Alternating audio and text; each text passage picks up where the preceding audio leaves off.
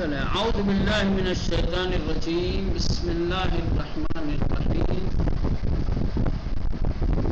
الحمد للہ رب العالمین وصلی اللہ علی محمد وآلہ الطاہرین اللہم صل علی محمد وآل محمد وعجل فرجہم وقال علیہ السلام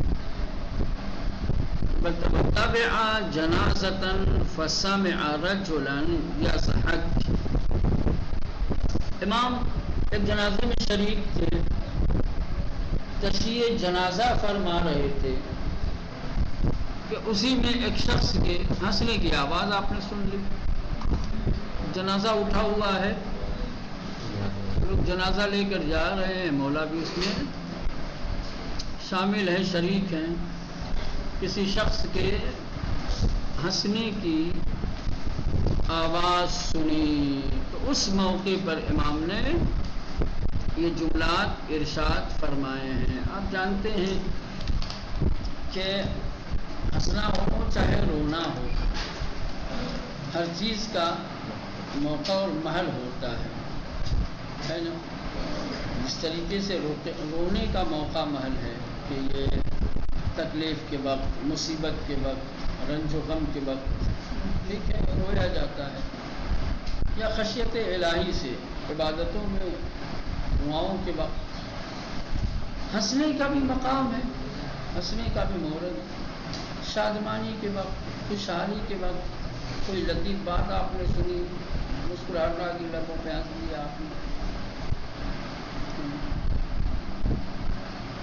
اگر کہیں پہ غم کا ماحول بنا ہوا ہو، کسی کے یہاں کوئی بڑا حادثہ ہو گیا ہو اور حادثے کے نتیجے میں اس سے بڑا نقصان اٹھانا پڑا ہو، کہ جان چلی گئی ہو، اس قیمت مال ضائع ہو گیا ہو، بیچارہ اداس ہو، صدمے میں ہو، اور آپ جا کر کے وہاں ہنسو.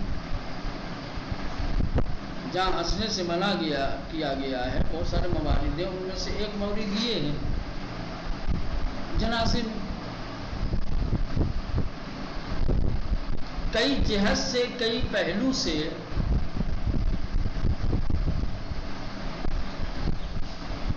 اس کے اوپر جو ہے توجہ دی گئی ہے اور ہنسنے سے منع کیا گیا ہے. نمبر ایک، کسی عزیز ہے یہ جس کا جنازہ اٹھا ہے، وہ جنازے کے آس پاس ہے، کسی کا باپ ہوگا، کسی کا بیٹا ہوگا، کسی کا بھتیجا ہوگا، کسی کا ہے کہ نہیں، اس کے رشتہ دار، اس کے اقربا وہی جنازے میں شریک ہیں، یا گھر پہ جہاں پہ بھی ہو، وہ بیچارے صدمے میں ہیں، وہ رنجیدہ ہیں، وہ مصیبت زدہ، مصیبت دیدہ ہیں. آپ وہاں جا کر کے ہنسو، چونکہ یہ دونوں عمل جو ہے آپس میں تضاد رکھتے ہیں. یہ دونوں چیزیں غم کا رونے کے ساتھ، آنسوؤں کے ساتھ رشتہ ہے، اور خوشی کا ہنسی کے ساتھ رشتہ ہے. یہ دونوں اپوزٹ ہیں.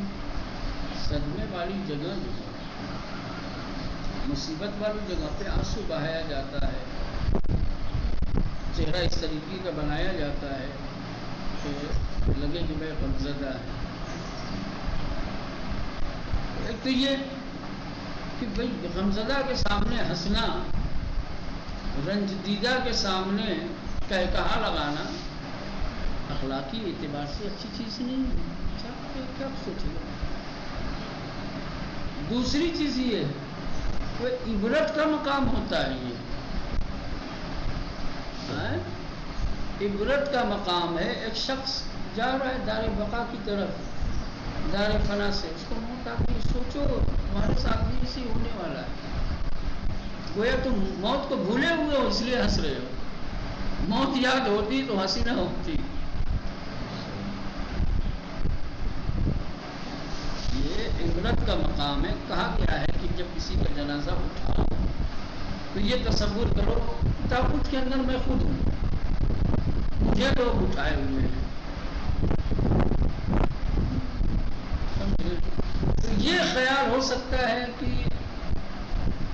آپ کو برے خیالات سے، دوسرے خیالات سے روکے، ہو سکتا ہے کہ یہ تصور آپ کو اچھی راہ کی طرف لانے میں معاون ثابت ہوگی یقیناً. کیوں آدمی اگر یہ تصور کرے میرا جنازہ اٹھ رہا ہے، مجھے موت آنے والی ہے، چیزیں یاد رہیں گی تو انسان ظاہر سی بات ہے احتیاط کے ساتھ زندگی گزارے گی. تو یہ ہوتا ہے، یہ عبرت کا مقام ہے. ایک شخص کا جنازہ اٹھا ہوا ہے، وہ دنیا چھوڑ کر کے آخرت کی طرف جا رہا ہے. تمہیں بھی اپنی آخرت کی فکر ہونی چاہیے، تمہیں بھی سوچنا چاہیے کہ کل کو مجھے بھی جانا ہے، موت کا سامنا مجھے بھی کرنا ہے. جنازے میں شریک ہو کر کے بھی تمہیں اپنی موت کا خیال نہیں.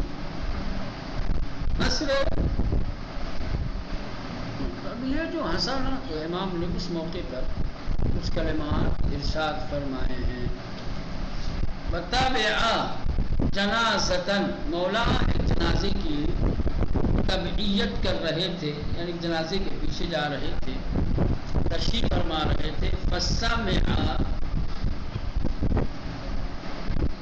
رَجُلًا يَصْعَقُ، فَسَمِعَا، پس آپ نے سنا ایک شخص کو ہنستے ہوئے. ایک شخص ہنس رہا تھا، ایک شخص کی ہنسی آپ نے سنی. فقال، تو اس وقت مولا نے ارشاد فرمایا کأن الموت فیہا علی غیرنا کتب، ایسا لگ رہا ہے کہ جیسے موت ہمارے علاوہ دوسروں کے لیے لکھی گئی ہے. دوسروں کی قسمت میں، دوسری کی تقدیر میں، دوسرے کے نصیب میں بس موت ہے، مرنا ہے. موت دوسروں کے لیے لکھی گئی ہے بھائی، ہمارے لیے جیسے نہیں ہے. جو ہنس رہے ہیں. قال کأن الموت، گویا موت فیہا یعنی فی الدنیا، علی غیرنا کتب، ہمارے غیر کے لیے لکھی گئی ہے. ایسا لگتا ہے کہ جیسے دنیا میں موت ہمارے لیے ہی نہیں، موت دوسرے لوگوں کے لیے لکھ دی گئی ہے، فرض قرار دیا گیا ہے. دوسروں کو ہی بس خالی موت آئے گی، ہمیں موت آنے والی نہیں. وَكَأَنَّ الْحَقَّ فِيهَا عَلَى غَيْرِنَا وَجِبَ، گویا حق، گویا یہ حق یعنی موت. وَكَأَنَّ الْحَقَّ فِيهَا عَلَى غَيْرِنَا وَجِبَ، دوسروں پر لازم ہے، ہمارے لیے لازم نہیں ہے. وَكَأَنَّ الْحَقَّ فِيهَا، ایسا لگتا ہے کہ جیسے حق اس دنیا میں عَلَى غَيْرِنَا وَجِبَ، ہمارے علاوہ دوسروں پر واجب قرار دی گئی ہے. وَكَأَنَّ الَّذِي نَرَى مِنَ الْأَمْوَاتِ صَبْرٌ عَمَّا قَلِيلٍ إِلَيْنَا رَاجِعُونَ. كَأَنَّ الَّذِي،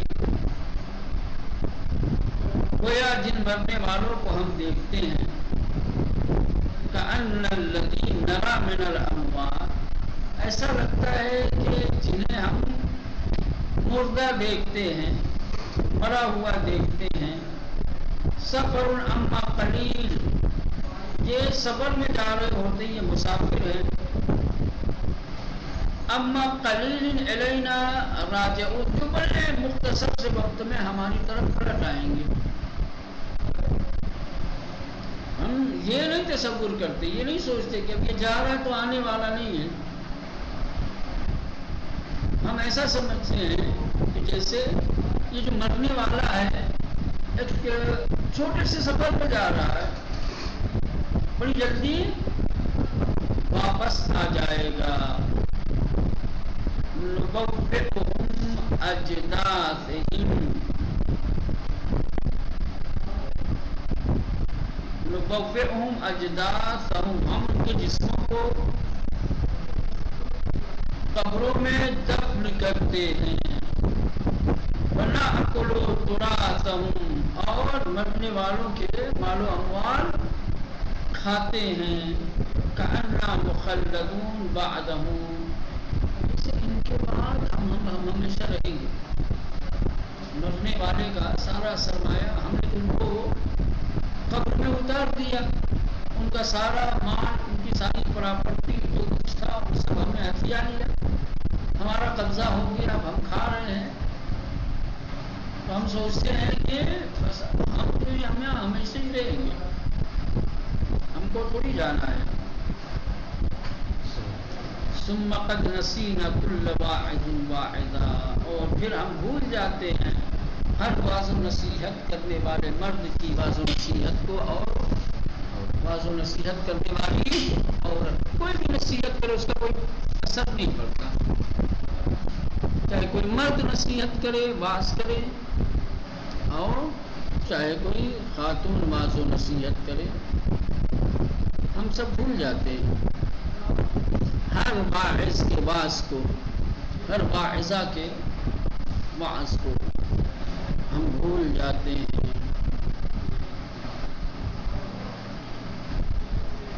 وَرُمِينَا بِكُلِّ فَادِحٍ وَجَائِحَا،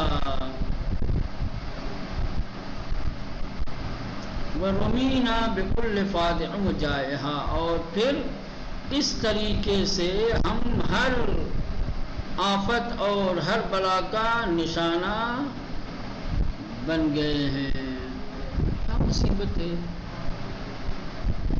جنازے میں ہنس رہے ہو، کیا مصیبت ہے موت یاد نہیں ہے، کیا مصیبت ہے سوچ رہے کہ ابھی جا کے واپس آ جائے گی، اس میں خوش ہیں، کیا مصیبت ہے سمجھ رہے کہ ہم مریں گے ہی نہیں۔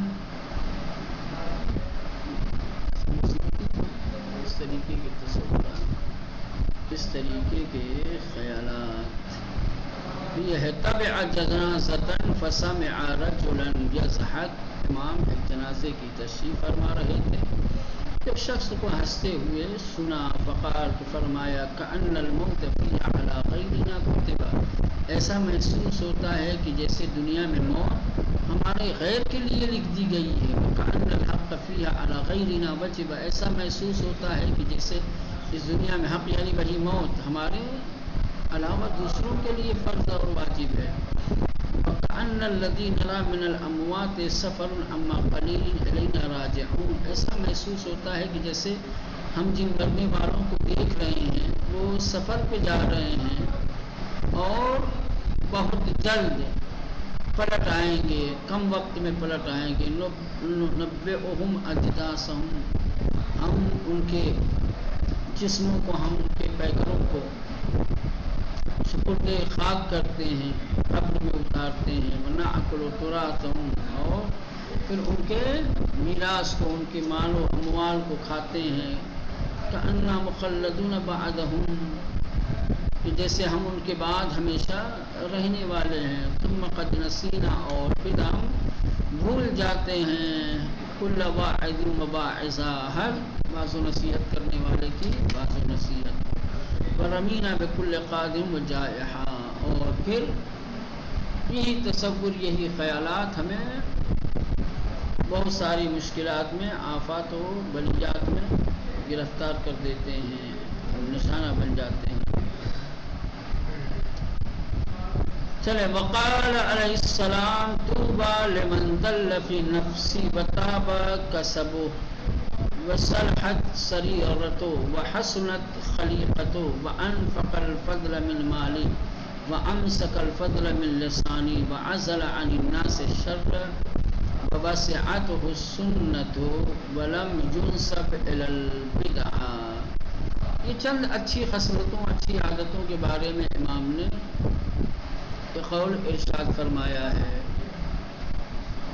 اخلاق حسنہ، پسندیدہ صفات، یہ ان کا ذکر کیا ہے۔ طوبیٰ، خوش نصیب ہے، طوبیٰ یعنی خوش نصیبی، خوش نصیبی ہے لمن، اس شخص کے لیے ذل فی نفسہ، جس نے اپنے نفس کو ذلیل بنا لیا، یعنی تواضع اور فروتنی کی۔ ذلیل سے مراد ہونے کے واقعہ آدمی جو ہے، انسان اگر خود اپنے آپ کو اگر ذلتوں کے حوالے کر دے گا، اپنے آپ کو ذلیل بنانے لگے گا، تو ظاہر سی بات ہے ذلیل بنانے کے لیے ذلت والا کام بھی کرنا پڑے گا نا. یہاں ذلت سے مراد وہ نہیں ہے، فروت نہیں، سمجھ گئے ہیں؟ تواضع، انکساری، خاکساری، سمجھ رہے ہیں؟ جھکاؤ اپنی طبیعت کے اندر پیدا کرنا، سمجھ رہے؟ کبر و غرور سے دوری اختیار کرنا.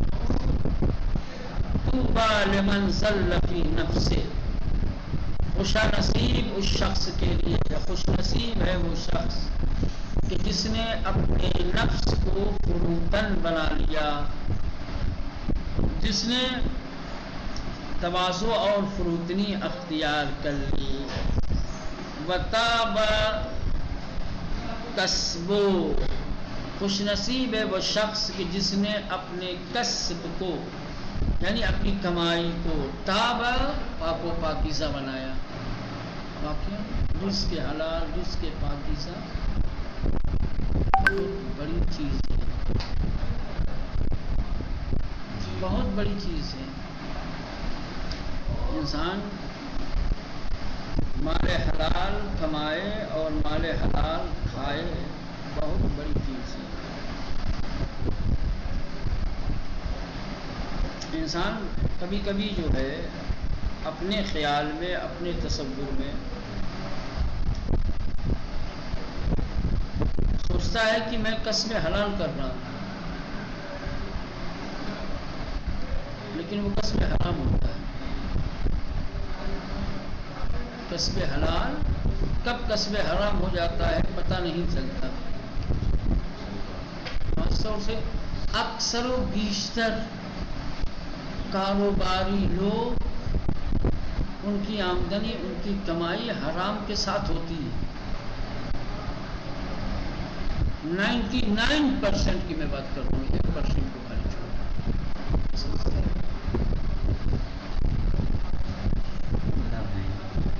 خالی یہ نہیں ہے کہ آپ نے مال بیچ دیا، 2 پیسہ کما لیا، یہ نا بہت سارے آپ کی ایک بات، آپ کی ایک گفتگو، آپ کا بیچنے کا طریقہ کا حرام بنا نہیں پتا. عیب چھپا لیا آپ نے، عیب چھپا کے جنس بیچا، حرام ہے کہ نہیں بنا؟ جھوٹ بول کے میں نے آپ سے معاملہ کیا، حرام ہے یا حرام نہیں؟ کم قیمت کا سامان ہم نے زیادہ قیمت پہ بیچ دیا، ایکسپائر مال ہم نے آپ کو بیچ دیا.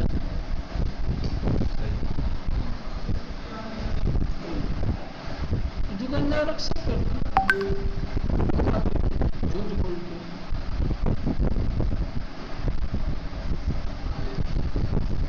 مدرس سے پڑھانے والا اکثر بیچتے حق ادا نہیں کرتے. تدریس کے نام پہ تنخواہ لیتے لیکن تدریس نہیں کرتے، حرام نہیں حرام.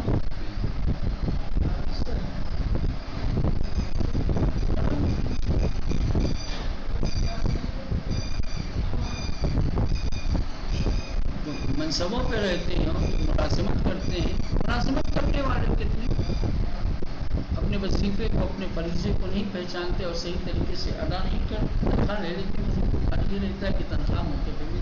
طالب علم کی میں بات کر رہا ہوں بھائی، طالب علم ہے، عنوان نہیں ہے. طالب علم عنوان نہیں ہے. اس عنوان کے حصول کے لیے، اس عنوان کے کسب کے لیے کچھ اعمال ہے نا. اب جائیے کیا کرتے ایران وغیرہ میں دیکھیے، مہینے سال کتاب نہیں اٹھاتے، دن ادھر گھومتے ہیں، ٹہلتے ہیں، دفتروں سے، زائرین سے پیسے وصولتے ہیں. شہریہ بھی لکھتے ہیں کیونکہ شہریہ مخصوص ہے طالب علموں کے لیے. کون سے طالب علم ہے؟ طالب علم کو ایسا نہیں ہوتا کہ سال بھر کتاب ہی نہیں ہوتا. شریعہ جائز ہے.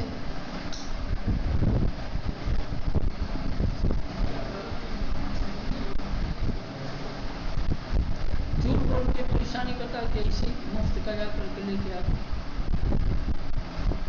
میں مطلب ایک طالب علم کے ساتھ مشہد گیا تھا، ٹھیک. اس لڑکے کو آنا تھا انڈیا، ٹھیک. وہاں پہ مصباح صاحب کا جو دفتر ہے مشہد میں، وہ دن بھر کھلا رہتا ہے. ہر طریقے کے لوگ طالب علم سے لے کے غیر طالب علم سبھی جاتے ہیں اپنی حاجتیں اپنی پریشانیاں بیان کر کے اور سب کو دیتے بھی ہیں. دن بھر بانٹتے ہیں. اب مجھے پتہ نہیں وہ لے کے چلا گیا تو وہاں ایک طالب علموں کو دیتے ہیں. آپ جائیں گے تم سے مشہد وہاں دفتر میں جائیں گے تو ان کا ایک دفتر میں ایک کمرہ ہے. آپ جائیے خالی پوچھے کہ کہیے کہ مثلاً کہ طلب سمجھ کو محمد بس اتنا کافی اور ان کے گھر کے طلب نہیں بھیجے کوئی طالب علم کا کوئی بھی کارڈ دے دو صحیح اور یہ وہ دے دے کوئی فوراً جو ہے اس نے پوچھ لی کہ آپ کو 5,000 10,000 جو بھی ان کو دینا ہے وہ دے دیں گے سب کو اور کچھ نہیں پوچھیں بس آپ کے پاس کارڈ ہے دے دیں. یہ تو عمومی ہے. ایک خصوصی ہوتا ہے جہاں باقاعدہ طور پہ یہ جو مصباح صاحب آئے تھے یہ بیٹھے ہوتی ہے آتے ہیں بعد میں لوگ جاتے ہیں ان کے پاس کوئی بات کرتا ہے کوئی پرچی دیتا ہے سب سنتے ہیں اور پھر لوگوں کی ضرورت کے اعتبار سے ان کے خادم جو ہوتے ہیں ان کو حکم دیتے ہیں کہ ان کو اتنا دے دیں ان کو اتنا دے دیں ان کو اتنا دے دیں. بس سمجھ میں تو اب یہ جو طالب علم پہلے تو ہم لوگ طالب علمی والے تو لے لیے تھے. اب اس کو جانا تھا انڈیا تو بولا یار مجھ سے کام ہے تھوڑا سا بات کر لوں. میں نے کہا ٹھیک ہے بات کر لو میں یہ بیٹھا ہوں. کہنا ہاں تم بھی ملاقات کرو. میں نے کہا چلو کیا کرنا ہے ملاقات کرنے میں ہم لوگ نے ملاقات کی. اس نے کان میں دھیرے سے بتایا ہوتا ہے کہ میں انڈیا جانے والا ہوں اور اس طریقے سے کچھ ضرورت ہے. چلو کوئی بات نہیں. خادم کو بلایا دھیرے سے کان میں اس کو کچھ کہا پھر انہوں نے سب سن کے چلے گئے. تو پھر جو ہے ان کا وہ خادم جس کو پیسہ دینا تھا اس نے بلایا. اس نے کچھ پیسہ نکال کر کے اس کو دے دیا. وہ طالب علم مجھے بھی نکال کر دینے لگا. تو میں نے کہا کہ میں نے تو لے لیا ہے وہ طالب علم والا. میں کوئی انڈیا تھوڑی جا رہا ہوں مجھے پیسہ شمانے میری. میں نے کہا کہ نا اور باہر آیا تو لڑکا میرے اوپر بگڑ گیا. بیوقوف آدمی ہو جا دے رہا تھا دھیرے سے لے لینا تھا نا. تمہیں کہا پوچھ رہا تھا کیا کہ تم کو جانا یا نہیں جانا. لے لیے وہ دھیرے سے لے نقصان کر دیا تھا. نقصان کا ہے کام تم اس کو نقصان سمجھتے ہو گے میں نقصان نہیں سمجھتا. تم نے بات کی عرضی ڈالی ہے کہ میں انڈیا جا رہا ہوں. انڈیا کے نام پر تمہاری مدد کر رہے ہیں. میں تھوڑی جا رہا ہوں انڈیا. میرا جو حق تھا ہم نے ادھر سے جا کے لے لیا ہے بھائی. بات ختم ہو گئی.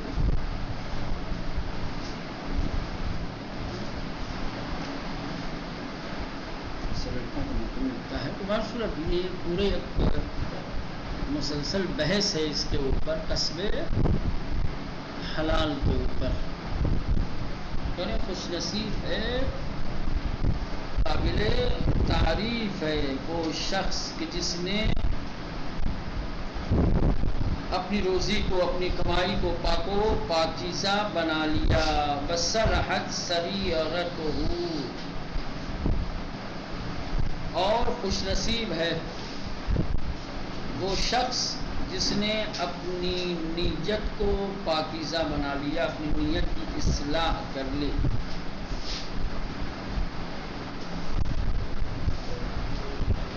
ٹھیک.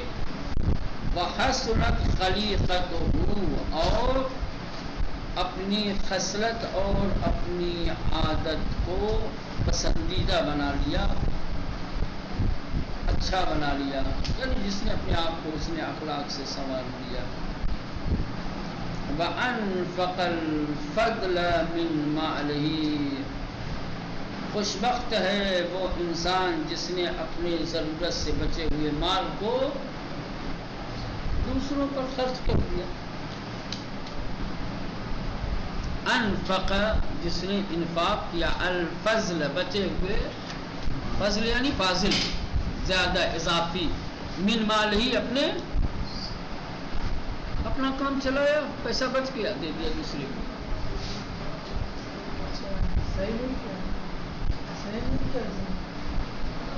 وہی صحیح کرنے والا. ہم لوگ صحیح نہیں کر رہے. وَأَنْفَقَ الْفَضْلَ اور بچے ہوئے اپنے مال میں سے جس نے انفاق کر دیا وَأَمْسَكَ الْفَضْلَ مِنْ لِسَانِهِ اور اپنی زبان کو بیکار کی باتوں سے روک لیا. یہاں پر بھی فضل ہے, یہاں پر بھی فضل ہے. پہلے والے میں فضل سے مراد کیا ہے مولانا؟ بچا ہوا باقی اخراجات سے اپنی ضرورت سے زیادہ. دوسرے میں فضل سے مراد کیا ہے؟ فاضل, بیکار ہے نا, فالتو جو ٹھیک. امسکا روک لیا, الفضل بیکار کی باتوں سے, من لسانی اپنی جس نے اپنی زبان کو بیہودہ گوئی سے بیکار کی باتوں سے روک لیا. وَعَزَلَ عَنِ النَّاسِ شَرَّهُ جس نے لوگوں کو اپنے شر سے آزاد کر دیا. قابل تعریف ہے وہ شخص کہ جس کے شر سے لوگ محفوظ ہیں. کبھی کسی کو ستاتا نہیں, ظلم نہیں کرتا, کبھی کسی کو نقصان میں نہیں ڈالتا. بڑی بات ہے. انسان سماج میں نفع بخش انسان بن کر کے جیے, بڑی بات. خیر ہو سماج کے لیے, انسان کو چاہیے کہ وہ ایسا بنے کہ اپنی قوم کے لیے, اپنے سماج کے لیے کیا ہونا نا, خیر ہو. شر چلیے یہ سب بہت بڑی بڑی باتیں ہیں, سمجھ رہے ہیں. اس پر تفصیل سے بحث کرنے کی ضرورت ہے, لیکن بہرصورت یہ بات اتنی بڑی ہے کہ اب اس کے سامنے ہم لوگوں کی عقل نقطے کے برابر بھی نہیں ہے. کچھ سمجھ ہی میں نہیں آ رہا ہے کیا بولے آدمی. وَوَسِعَتْهُ السُّنَّةُ خوش بخت ہے وہ انسان جس نے سنتوں کو رواج دیا. اچھی باتوں کو جس نے پھیلایا. اچھی باتوں کو پھیلاؤ, اچھی باتوں کو نشر کرو. وَلَمْ يُنْسَبْ إِلَى الْبِدْعَةِ وَلَمْ کیا ہے؟ يُنْسِبْ يُنْسَبْ وَلَمْ يُنْسَبْ يُنْسِبْ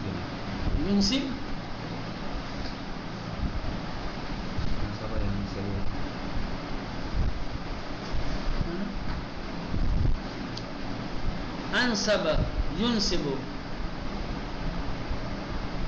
انسب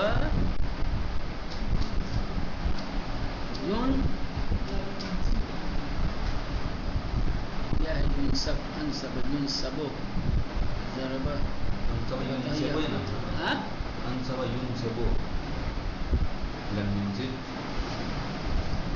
ولم ينسب إلى البدعة خوش بخت ہے وہ انسان جو کسی بدعت کی طرف منسوب نہیں ہوا. یعنی کوئی ایسا کام نہیں کیا برا جو اس کے نام سے رائج ہو. یہ بھی بڑی بات ہے. انسان بدعت سے دور رہے, کوئی بدعت ایجاد نہ کرے, اپنے دامن کو بدعتوں سے بچائے رہے. لیکن بہت سارے لوگ ایسے ہیں جو سماج میں بدعتیں رائج کر کے چلے جاتے ہیں. سنتوں اور بدعتوں کے حوالے سے روایت کہتی ہے کہ اگر آپ نے سماج اور معاشرے میں کوئی اچھی سنت قائم کی ہے تو اس اچھی سنت پر جتنے لوگ عمل کریں گے ہر ایک کے عمل میں آپ شریک ہوں گے, آپ کو اس کا ثواب ملے گا. اسی طریقے سے اگر کوئی غلط سنت آپ چھوڑ کے گئے تو جتنے لوگ اس غلط سنت پر عمل کریں گے ان کے بھی ہر عمل میں وہ سنت ایجاد کرنے والا, وہ بدعت ایجاد کرنے والا کیا ہے, شامل ہوگا. یعنی ہر ایک کے برابر گنہگار ہوگا, سب کے گناہ میں شامل ہوگا. سمجھ لیں. اس کے لیے کہا گیا ہے کہ اچھی چیزیں, نیک چیزیں, خیر چیزیں جو ہے آپ رواج دیجئے, اس کو پھیلائیے. بری چیزوں کو رواج مت دیجیے. کبھی کبھی بری چیزوں کو رواج انسان کا سکوت اور خاموشی دے دیتی ہے. گنہگار وقت تو غلط چیز سماج کے اندر ہو رہی ہے, تم دیکھ رہے ہو, مخالفت نہیں کر رہے ہو, تمہاری خاموشی تائید ہے. ہمارا سکوت اس بدعت کی تائید ہے. آپ بھی بدعت گزارو.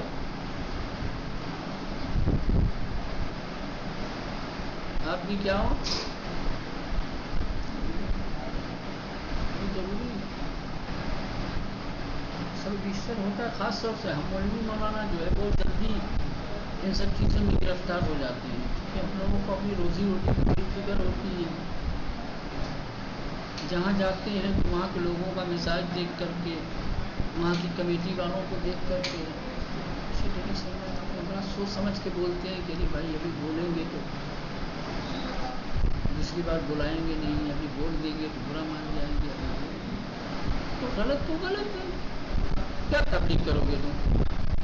غلط کو غلط اگر نہیں بول سکتے تو مبلغ کیسے ہو؟ صحیح بات. تم اگر غلط کی مخالفت نہیں کر سکتے تو دوسروں کو غلط کی مخالفت کی دعوت کیسے دے سکتے ہو؟ پہلے خود تو جرأت دکھاؤ.